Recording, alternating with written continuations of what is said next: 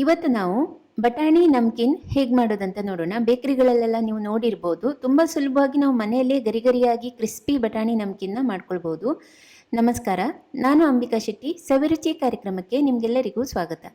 ನಾನಿಲ್ಲಿ 1 ಕಪ್ ಆಗುವಷ್ಟು ಒಣ ಬಟಾಣಿಯನ್ನು ರಾತ್ರಿ ನೆನೆಸಿಟ್ಟಿದ್ದೆ. ಅಂದರೆ ಸುಮಾರು 8 ಗಂಟೆಗಳ ಕಾಲ ನೆನೆಸಿಟ್ಕೊಳ್ಬೇಕು.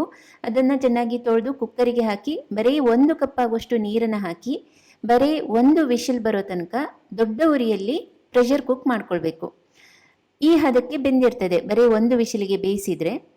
ಇದನ್ನು ಹಸಿ ಬಟಾಣಿಯಲ್ಲಿ ಮಾಡಿದರೆ ಚೆನ್ನಾಗಿರೋದಿಲ್ಲ. ಒಣ ಬಟಾಣಿನ ನೆನೆಸಿ 1 ವಿಶಿಲ್ ಬರೋ ತನಕ ಬೇಯಿಸಿ ಮಾಡಿದ್ರೇ ಚೆನ್ನಾಗಿರ್ತದೆ. ಬೇಯಿಸಿರೋ ಬಟಾಣಿಯಿಂದ ನೀರನ್ನೆಲ್ಲ ಬಸಿದು ಒಂದು ಸ್ವಚ್ಛವಾದ ಬಟ್ಟೆ ಮೇಲೆ ಹೀಗೆ ಹರಡ್ಕೊಳ್ಳಿ. ಬಟಾಣಿ ಸಿಪ್ಪೆಗಳೆಲ್ಲ ಬಿಟ್ಟು ಹೋಗುವಷ್ಟು ನಾವು ಬೇಯಿಸ್ಕೊಳ್ಬಾರ್ದು ಅದಕ್ಕೆ ನಾನು ಹೇಳಿದ್ದು 1 ವಿಶಿಲ್ ಸಾಕು ಅಂತ. ಬಟ್ಟೆಯಿಂದ ಅದನ್ನ ಸ್ವಲ್ಪ ಹೀಗೆ ಲೈಟಾಗಿ ಪ್ರೆಸ್ ಮಾಡಿ ಹೀಗೆ ಒರೆಸ್ಕೊಳ್ಬೇಕು. ಹಾಗೆ ಉಜ್ಜುವಾಗ ತುಂಬ ಪ್ರೆಷರ್ ಹಾಕಿದರೆ ಬಟಾಣಿ ಮ್ಯಾಶ್ ಆಗ್ತದೆ. ಮೆಲ್ಲಕ್ಕೆ ಅದನ್ನ ಒರೆಸ್ಕೊಳ್ಳಿ.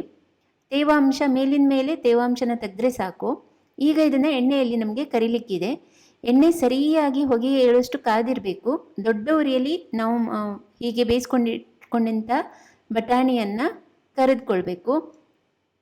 ದೊಡ್ಡ ಉರಿಯಲ್ಲಿ ಇಟ್ಟು ಹೀಗೆ ಕರೆದುಕೊಳ್ಳಿ. ನೀವು ಒಂದೊಂದೇ ಬಟಾಣಿ ಕಾಳನ್ನ ಹಾಕಿ ಒಂದೊಂದೇ ಕಾಳನ್ನ ತೆಗೆಯೋದು ತುಂಬ ಲೆಂದಿ ಪ್ರೊಸೀಜರ್ ಆಗ್ತದೆ. ಈ ಥರ ಒಂದು ಗಾಳಿಸುವ ಜಾಲರಿ ಇದ್ದರೆ ಅದರೊಳಗೆ ಬೇಯಿಸಿದ ಬಟಾಣಿನ ಹಾಕಿ ಅದನ್ನೇ ಇದರಲ್ಲಿ ಅದ್ದಿ ಈ ರೀತಿ ಕರಿಬೋದು. ಚೆನ್ನಾಗಿ ಅದು ಗರಿ ಆಗೋ ತನಕ ಕರಿಬೇಕು. ಒಂದು 5 ನಿಮಿಷ ತಗೊಳ್ತದೆ. 3 ರಿಂದ 4 ನಿಮಿಷ ಅಂತೂ ತಗೊಳ್ತದೆ. ಚೆನ್ನಾಗಿ ಗರಿಯಾಗಿ ಇದನ್ನು ಕರೆದಾದ ಮೇಲೆ ಒಂದು ಪಾತ್ರೆಗೆ ಹಾಕ್ಕೊಳ್ಳಿ. 2 ಬ್ಯಾಚಲ್ಲಿ ಕರೆದು ನಾನೀಗ ಪಾತ್ರೆಗೆ ಹಾಕ್ಕೊಂಡಿದ್ದೇನೆ. ಈಗ ಇದಕ್ಕೆ ರುಚಿಗೆ ತಕ್ಕಷ್ಟು ಉಪ್ಪು ನಾನು ಅರ್ಧ ಚಮಚ ಹಾಕಿದ್ದೇನೆ. 1/4 ಚಮಚ ಆಗುವಷ್ಟು ಬ್ಲ್ಯಾಕ್ ಸಾಲ್ಟ್, ಚಾಟ್ಸಿಗೆ ಹಾಕ್ತೇವಲ್ಲ ಅದು, ಅರ್ಧ ಚಮಚ ಆಗುವಷ್ಟು ಅಚ್ಚ ಖಾರದ ಪುಡಿ, 1/4 ಚಮಚ ಆಗುವಷ್ಟು ಆಮ್ಚೂರು ಪುಡಿ ಅಂದರೆ ಒಣ ಮಾವಿನ ಪುಡಿ, ಮತ್ತು 1/4 ಚಮಚ ಆಗುವಷ್ಟು ಚಾಟ್ ಮಸಾಲ ಪುಡಿ. ನಾನು ಇವಿಷ್ಟನ್ನೇ ಹಾಕಿರೋದು.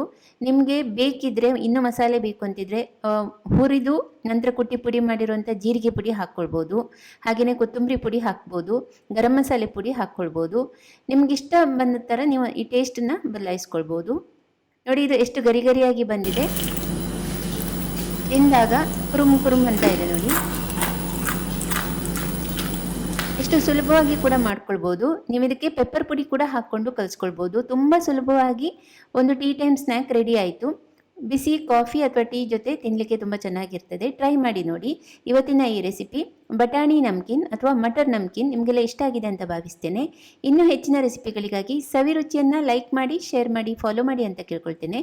ಧನ್ಯವಾದಗಳು.